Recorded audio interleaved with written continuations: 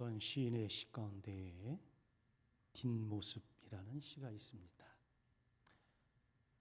뒷모습이 소리 좀 키워주세요. 뒷모습이 어여쁜 사람이 참으로 아름다운 사람이다. 자기의 눈으로는 결코 확인되지 않는 뒷모습, 오직 타인에게로만 열린 또 하나의 표정. 뒷모습은 고칠 수 없다. 거짓말을 할 줄 모른다. 시인은 뒷모습을 이야기하면서 내가 아닌 오로지 타인에게로만 열린 또 하나의 표정이라 이렇게 이야기를 하고 있습니다. 제가 아주 오래전에 기도하고 묵상하는 가운데에 내가 나중에 하나님 앞에서 또 나를 알고 있는 많은 사람들이 나를 기억하고 추억할 때에 내가 어떤 모습이면 좋을까 생각을 했어요. 그러다가 얻은 결론이 뒷모습이 아름다운 사람이면 좋겠다. 아마 제가 여러 번 설교에서도 이야기를 했던 것 같습니다. 우리의 앞모습은, 우리의 얼굴은 그래도 어느 정도 꾸밀 수가 있습니다. 마음이 좀 아파도 웃어 보일 수 있고요. 두렵고 무섭지만 태어난 척 할 수도 있습니다. 그러나 돌아서는 순간 드러나는 뒷모습은 꾸미기가 어렵습니다. 떠나는 사람의 어깨, 그의 걸음걸이, 그 모습에는 그가 말하지 않는, 말할 수 없는 본인의 마음이 고스란히 드러나기 때문에 그렇습니다. 제가 학창시절에 아버님이 운영하시던 공장이 누군가 불을 내서 잿더미가 된 적이 있습니다. 그날 저녁인지 그 다음날 저녁인지 아버님이 화재 현장을 다 수습을 하고 들어오셨지요. 아마 밤 12시가 넘었을 것 같은데 제가 공부를 하다가 바람을 쐴 겸 마당에 나갔는데 오른쪽 나무 밑에 움직이는 물체가 있었어요. 그래서 쳐다봤더니 저희 아버님이 흐느껴 오시는 모습을 보게 되었습니다. 아버님의 앞모습이 아니라 아버님의 뒷모습 속에서 흐느끼는 울음소리를 들었습니다. 자녀는 누구나 그러듯 아버지라고 하는 존재는 자녀에게는 믿음직스럽고 의지할 수 있고 어찌 보면 완전한 존재처럼 여겨지기도 해요. 저는 그날 저희 아버님의 울먹이는 그 뒷모습, 그 어깨의 떨림, 그것을 보면서 처음으로 우리 아버지를 이해할 수가 있었습니다. 한 가장으로서의 책임감, 남자로서의 자존심, 여러 가지 표현할 수 없는 메시지를 그 뒷모습을 통해서 보았습니다. 저희 아버님은 말수가 굉장히 적으신 분입니다. 거의 말을 하지 않을 정도로 조용하신 분이셨어요. 저희 아버님이 저에게 말이나 글로 저를 가르치신 것은 기억이 없습니다만은 그날 아버님의 뒷모습을 통해서 저는 인생의 중요한 교훈을 얻을 수가 있었고 아마 그게 이유가 되어서 제가 많은 사람들에게 뒷모습이 아름다운 사람으로 남고 싶다라고 고백할 수 있었던 것 같습니다. 그러면 예수님을 3번씩이나 부인한 뒤에 대세장의 뜰을 빠져나가던 베드로의 뒷모습은 어떠했을까? 성경은 베드로가 밖에 나가서 심히 통곡하니라 이렇게 기록되어져 있어요. 밖에 나가는 그의 뒷모습, 그가 밖에 나가서 한 행동이 심히 통곡했다라고 했으니 그는 밖으로 나가면서 아마 울먹울먹하면서 밖으로 나갔겠지요. 사실 베드로 큰 소리 치던 사람이었는데 자신감이 무너져 버렸습니다.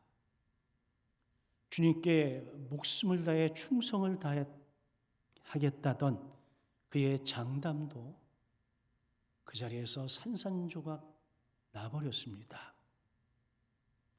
어둠 속으로 걸어가는 그의 뒷모습에 후회와 부끄러움 그리고 자신을 향한 깊은 실망감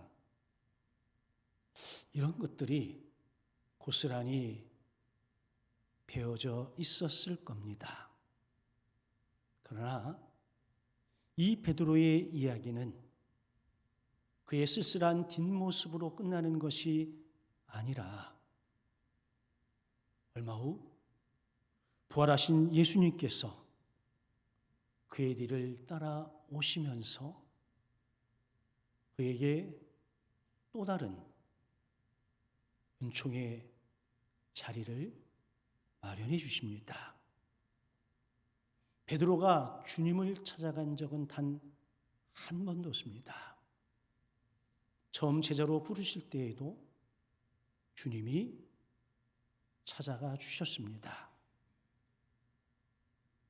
갈릴리 바닷가에서 그를 다시 마주보게 하시며 주님은 그 베드로에게 물으셨습니다.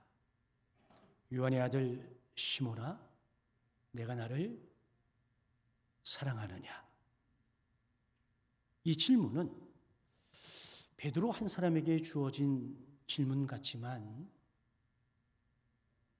2000년을 훌쩍 넘어 오늘 우리에게 주어지는 질문이라고 생각합니다. 오늘 예수님을 믿고 따르는 우리 모두에게 한 사람 한 사람 찾아가셔서 우리에게 주시는 질문입니다. 오늘 이 질문을 통해서 한 3가지 정도 좀 깊이 있게 같이 나눴으면 좋겠습니다. 먼저 예수님은 실패했지만 스스로 절망했지만 너무 부끄럽고 창피하지만 그런 사람을 먼저 찾아오셨습니다. 베드로는 자신감이 넘치는 사람이었습니다. 예수님께 모든 사람들, 모든 제자들이 주님을 버린다 하더라도 나는 결코 주님을 버리지 않겠다라고 호언장담했던 사람입니다.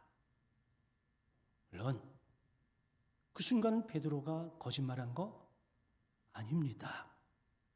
그는 진심으로 그렇게 하리라 자신을 믿었고 확신을 했습니다.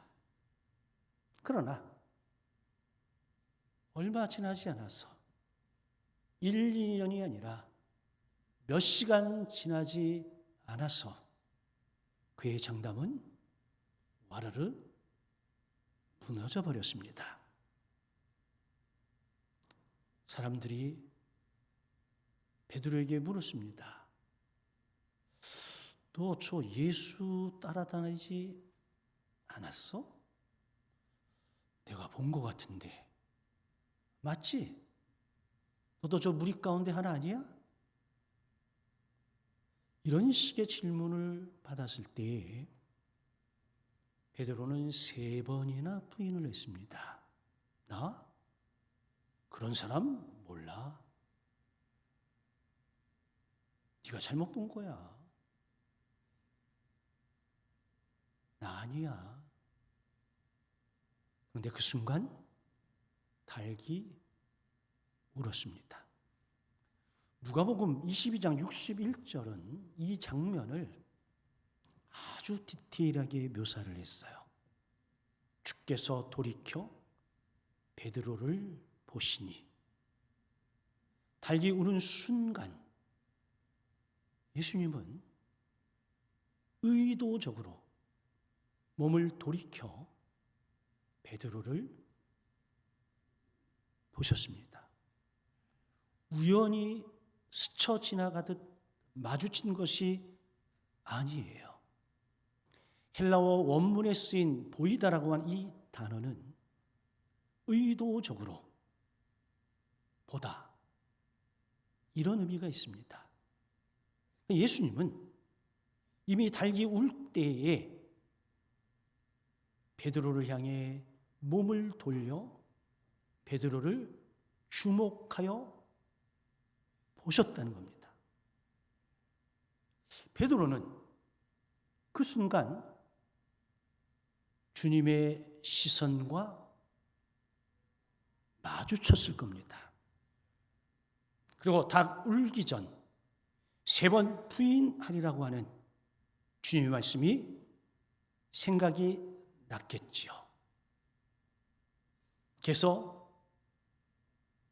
잠시 멈칫했지만 밖으로 나가심이 통곡을 한 겁니다. 이때 예수님과 시선이 정면으로 마주쳤을 때 베드로의 마음, 베드로의 심정 어땠을까요?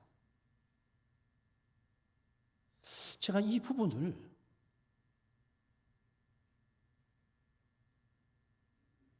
수백 번을 읽었겠죠.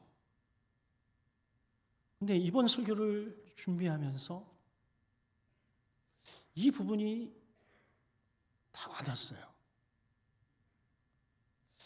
예수님의 시선과 베드로의 시선이 마주쳤을 때에 베드로의 마음이 어땠을까? 그의 심정이 어땠을까? 혹 여러분 그런 경험이 있으실까요? 내가 뭔가 실수하고 내가 뭔가 다른 사람에게 잘못했어. 그래서 부끄럽고 창피하고 미안해서 시선을 피하는데 어느 날 시선이 마주쳤다면 그 순간 마음이 어땠을까요? 본문에 기록은 없습니다만은 문맥상 제가 추론을 해보건대 예수님의 시선에, 그 예수님의 눈에 분노가 가득했을까요? 아니면 예수님의 그 눈에 그 제자에 대한 실망감이 그득했을까요?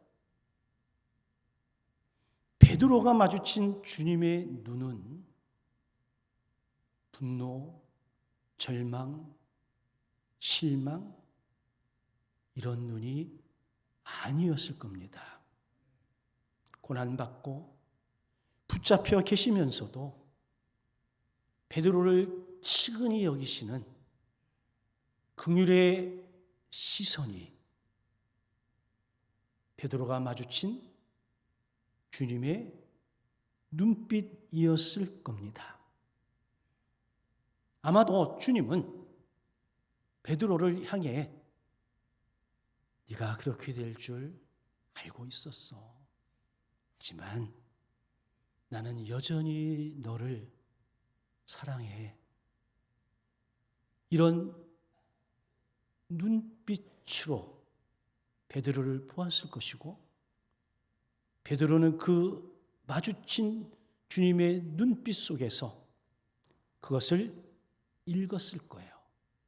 왜 그러냐면, 만일 예수님의 눈길이 분노와 절망과 해이에 찬 눈빛이었다면 인간은 본능적으로 자신을 변호하려 하거든요.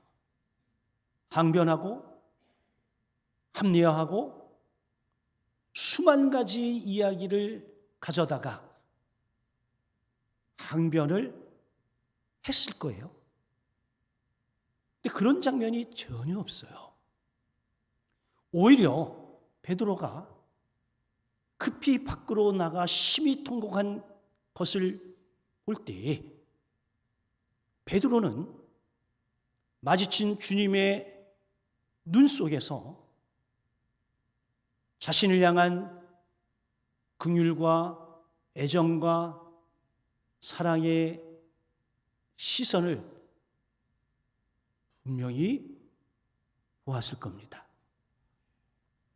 여러분, 우리가 누군가가 잘못하면 책망하고 야단치고 따지고 그래서 그 사람이 변할까요? 그렇게 변한 사람 보셨습니까? 안 변합니다. 반항하고 합리화하고 더 관계가 나빠져요. 물론 사랑이 그 베드로의 죄를 가볍게 만들지는 않습니다. 그러나 그 주님의 사랑의 시선은 베드로 스스로 자신의 죄가 얼마나 아픈 것인지를 더욱더 선명하도록 본인 스스로가 깨달아 알도록 한 거예요.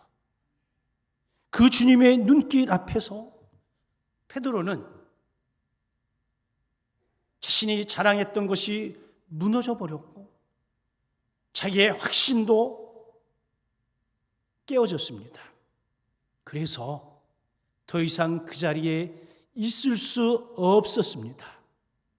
그래서 눈물을 머금고 통곡을 머금고 급히 밖으로 나가 통곡을 하게 된 거예요. 이 눈물은 단순한 후회의 눈물 아니었습니다. 내가 그토록 사랑했고 내가 그토록 의지했고 내가 내 목숨을 걸고 충성을 다하겠다라고 다짐했던 그 예수님,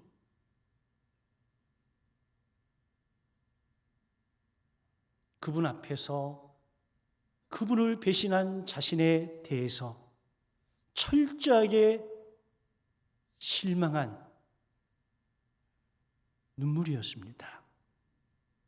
동시에 자신이 예수님을 놓았음에도 불구하고 여전히 자신을 붙잡고 계시는 예수님의 사랑 앞에서 흘려야 했던 회개의 눈물이었어요. 그리고 몇 날이 지난 후 오늘 본문에 베드로는 갈릴리 바다로 돌아가 다시 그물질을 했습니다. 밤새 그물을 던졌지만 아무것도 잡지를 못했어요. 그런데 새벽녘 바닷가에 한 분이 계신 거지요. 부활하신 예수님이에요. 우리는 이 대목에서 한 가지 짚고 넘어가야 되는데 복음의 질서를 발견합니다. 베드로가 먼저 찾아간 것이 아닙니다. 베드로가 제자로 불리움을 당할 때도 먼저 찾아간 것이 아니었듯 실패의 자리, 무너진 자리에서도 베드로가 먼저 주님을 찾아간 것이 아니에요. 주님께서 먼저 찾아와 주신 거예요. 베드로가 잘못을 수습하고 어느 정도 열심을 내서 어느 정도 회복을 하고 난 다음에 주님이 오신 것 아니라니까요. 아직도 여전히 실패와 절망과 부끄러움 속에서 힘들어하는 삶을 살아가고 있는 베드로에게 주님이 먼저 찾아와 주신 거예요. 여러분, 복음은 우리가 하나님께로 예수께로 올라가는 것이 아니라 보좌에 앉으신 주님께서 우리를 향해 내려오신 이야기입니다. 내가 주님을 붙들기 이전에 주님께서 먼저 나를 붙드신 이야기입니다. 내가 주님을 사랑하기 이전에 주님이 먼저 나를 사랑하신 이야기입니다. 우리는 이것을 복음이라고 이야기하는 거예요. 비록 베드로 사랑에 실패한 사람이지만 베드로를 향한 예수님의 사랑은 실패하지 않았습니다. 이것이 은혜입니다. 우리가 잘나서 우리가 잘해서 내가 뭔가 공을 세웠기에 주님이 우리에게 오신 것이 아니라 우리가 아직 죄인 되었을 때, 우리가 아직 연약할 때, 우리가 아직도 제정신 못 차리고 주님 앞에 방황할 그때에 주님은 나를 찾아와 주신 거예요. 그리고 그런 경험이 있다고 한다면 우리는 이런 질문을 해야 합니다. 나는 지금 누구의 눈으로 나를 바라보고 있느냐는 거예요. 나의 실패만 바라보고 있는가? 나의 연약함만 바라보고 있는가? 아니에요. 실패했지만, 실수했지만, 죄를 지었지만 그래도 여전히 나를 찾아오시는 주님을 바라보고 있는가? 이 질문을 우리 스스로에게 해야 합니다. 여러분 기억하십시오. 그리스도 예수 안에서 우리의 이름은 실패자가 아닙니다. 우리는 용서받은 사람이고 여전히 사랑받는 자녀이고 다시금 부름받은 주님의 제자들입니다. 두 번째, 우리 주님은 그런 우리를 찾아와 주셔서 우리의 잘못이 무엇인가를 물으신 것이 아니라 우리에게 사랑을 먼저 물으셨습니다. 제자들 배에서 내려 바닷가에 이르렀을 때 이미 예수님은 숯불을 피워 그 위에 생선과 떡을 올려 놓으셨습니다. 업으로 평생을 사는 제자들, 갈릴리 바닷가를 이잡듯 뛰셔서 너무나 바다를 잘 알고 있는 제자들이지만 밤새 물고기 한 마리도 잡지 못했는데 예수님은 물고기와 떡을 숯불에 굽고 있었어요. 그리고 제자들에게 예수님 말씀하셨습니다. 와서 조반을 먹으라. 어떤 느낌이 드시나요? 참 따뜻한 밥상이라는 생각이 안 드실까요? 우리 같으면 책망하고 야단치고 따지고 했을 거예요. 근데 우리 주님은 베드로를 신문하지 않으셨습니다. 베드로를 식탁으로 부르셨고 제자들을 부르신 거예요. 예수님은 밤새 지친 제자들의 육체와 마음을 돌봐주신 거예요. 사실 요한복음에 숯불은 2번 등장하잖아요. 첫 번째 숯불은 베드로가 예수님을 부인했던 대제사장의 뜰에 있었습니다. 두 번째 숯불은 예수님께서 지금 아침 식사를 준비하신 갈릴리 바닷가에 있었습니다. 첫 번째 숯불이 실패의 자리였다면 두 번째 숯불은 회복의 자리요, 은혜의 자리였습니다. 주님은 베드로의 아픈 기억을 그저 없었던 일로 치부하지 않으셨습니다. 그렇다고 그 기억 속에 그를 가두어 두지도 않으셨습니다. 실패한 현장과 너무나도 닮은 자리를 만들어 놓으시고 그 현장에서 새로운 기억을 만들어 주셨습니다. 여기서 밥상이 주는 교훈은 뭘까요? 밥상은 주님이 제자들, 특별히 베드로와 관계가 끊어지지 않았음을 보여주고 있습니다. 두 번째, 회복은 신문, 판단, 정죄보다 환대를 통해서 새롭게 시작될 수 있음을 보여줍니다. 세 번째, 용서는 잘못을 모른 척하는 것이 아닙니다. 네 번째, 밥상에서 회복된 사람은 그 경험을 가지고 다른 이를 먹이는 사람으로 부름을 받아요. 저는 이 장면의 핵심을 이렇게 표현할 수 있다고 봅니다. 주님의 밥상은 성공한 사람, 잘난 사람, 잘한 사람에게 주는 보상이 아니라 넘어진 사람, 자빠진 사람, 실패한 사람, 절망한 사람을 다시 일으키시는 은혜의 자리입니다. 그 은혜의 자리에서 은혜를 경험한 그 베드로에게 식사를 마치신 후 예수님이 묻습니다. 요한의 아들 시몬아, 내가 이 사람들보다 나를 더 사랑하느냐?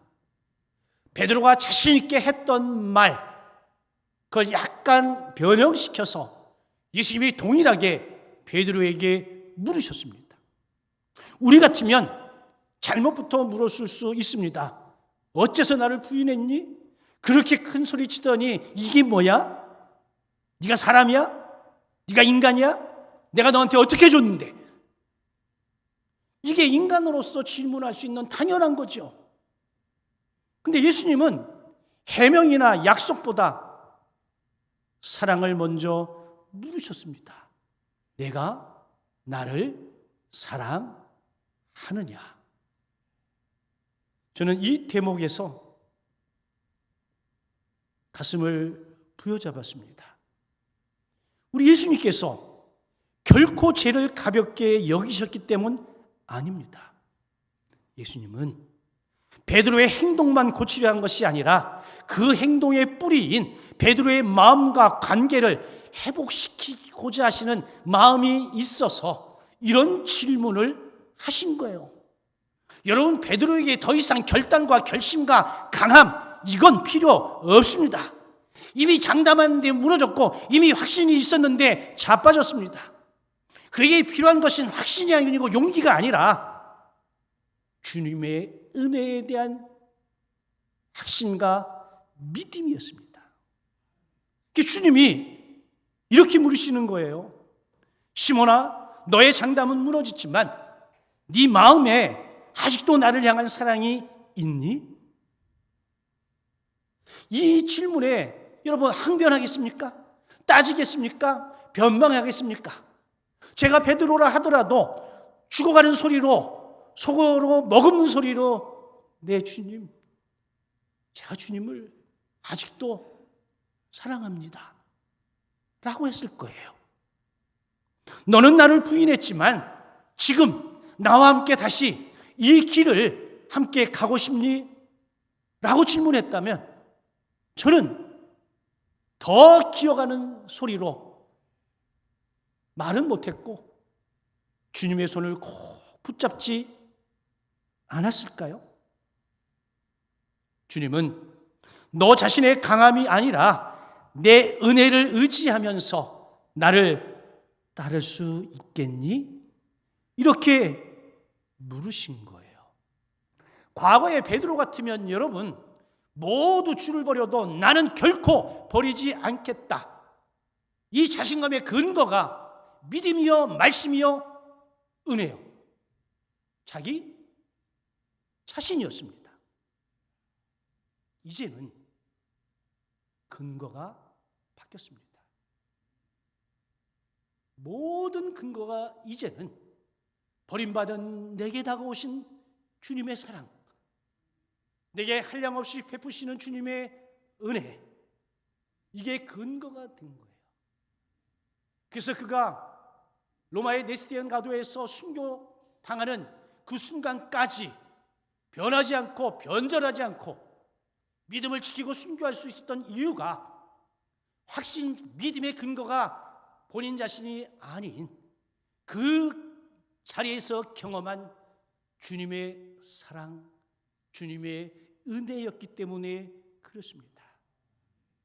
베드로는 이렇게 고백했습니다. 주님, 그러합니다. 내가 주님을 사랑하는 것, 주님 아시지 않습니까? 이 또한 베드로의 진심이었습니다. 과거와 현재 다른 것은 주어가 바뀌었습니다. 내가 아니라 주님으로. 과거에는 내가 할 수 있습니다라고 했는데 지금은 주님께서 아십니다라고 고백합니다.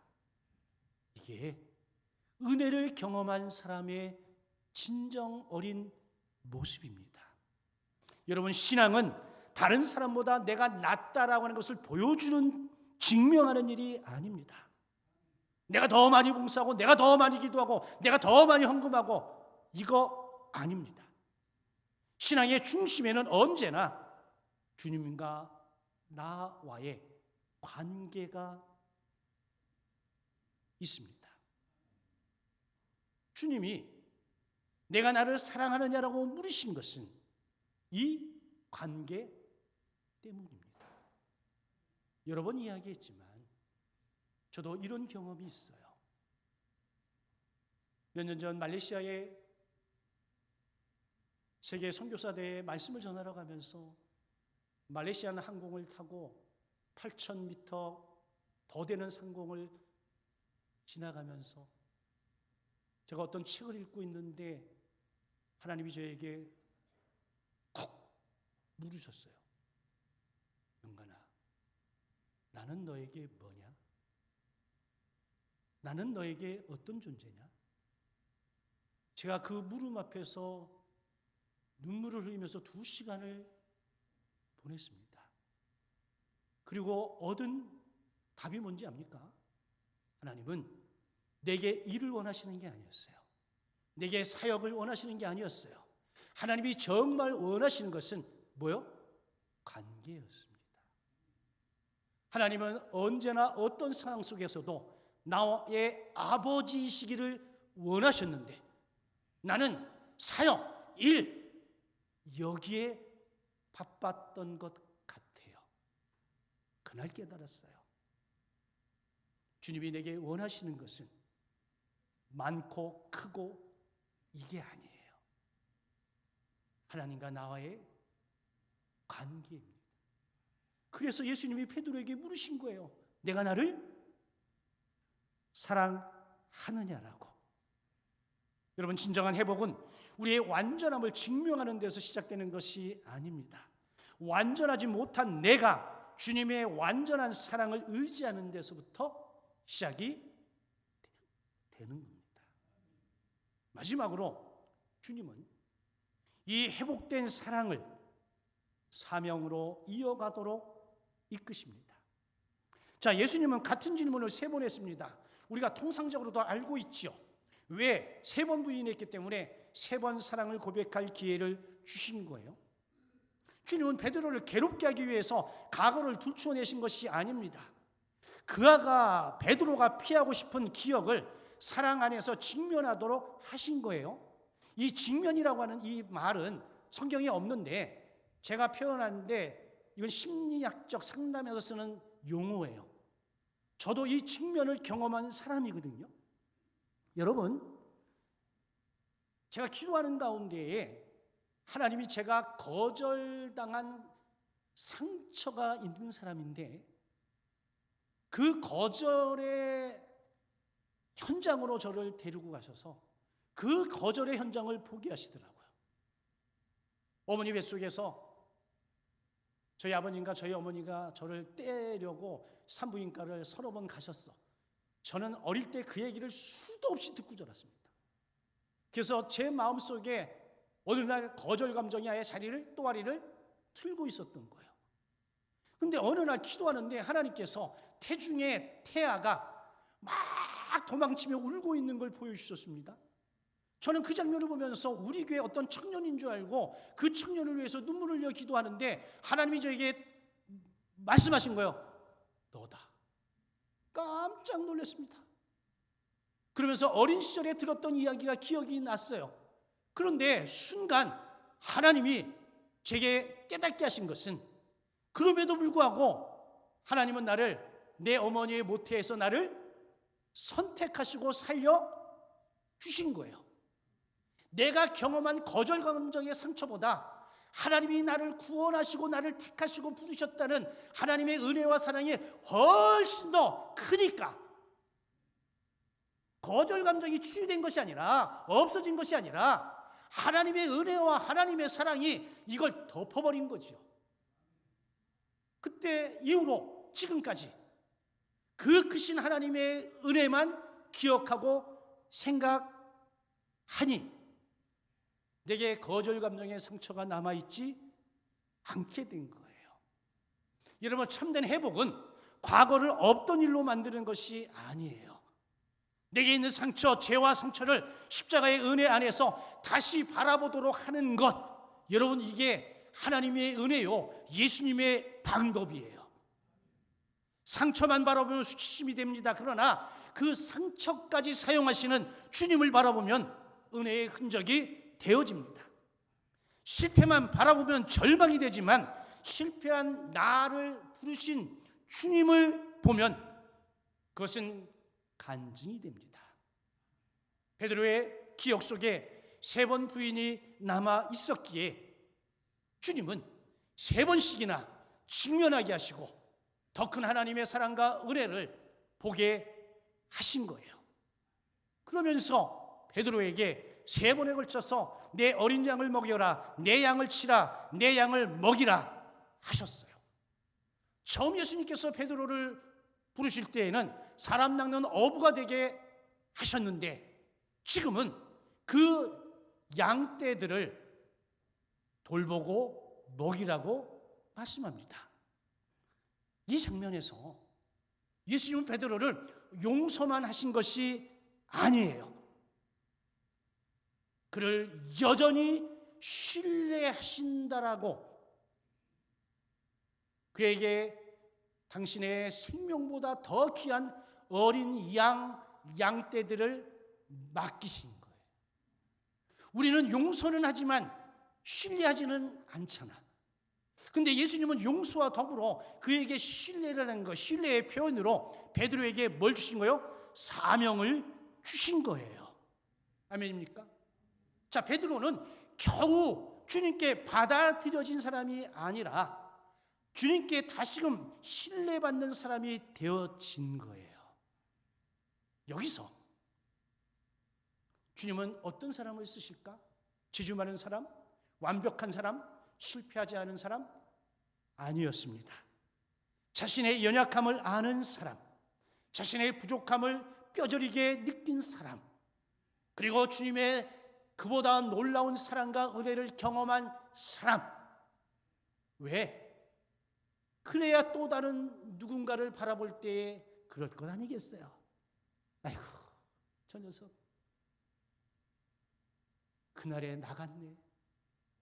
나도 그랬었는데. 공감하게 되잖아. 이해가 되어지잖아. 그러면 그 영혼을 품을 수 있게 되어지잖아요. 헨리 나우엔이 말합니다. 이런 사람을 상처받은 치유자라고. 내가 경험했기에, 내가 알기에 그의 손을 붙잡아 주는 거예요. 오늘 주님이 우리에게 이렇게 물어보실 수 있습니다. 주님께서 나를 다시 일으켜 주신 이유가 뭘까? 지금 내가 돌봐야 될 주님의 양은 누구일까? 배우자일까? 자녀일까? 부모일까? 주변에 믿음이 약해져 버린 성도일까? 친구일까? 이웃일까? 정리할게요. 여러분, 주님의 시선은 베드로를 울게 했지만 주님의 사랑은 다시 그를 일으켜 세웠습니다. 마찬가지로 우리의 사랑이 누군가를 일으켜 세울 수 있습니다. 내가 먼저 주님의 사랑에 흠뻑 젖은 후에 그 사랑의 눈으로 누군가를 바라볼 때 그 누군가가 회복의 자리로 나오는 놀라운 은혜가 우리 모두에게 있어지기를 주님의 이름으로 간절히 축원합니다. 아멘.